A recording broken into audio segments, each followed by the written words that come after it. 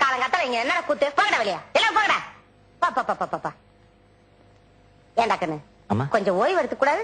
சரிம்மா ஓய்வு எடுத்துக்கப்பா.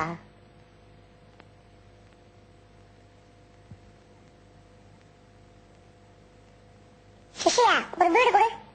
ஏய் சின்ன பசங்க பீடி குடிக்கூடாடா. அண்ணா நான் உன்னை விட 10 வயசு பெரியவன் தெரியுமா?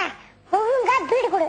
இல்லன்னா சீ விடுவேன். இந்தாங்க அண்ணா இந்தாங்க. Very good.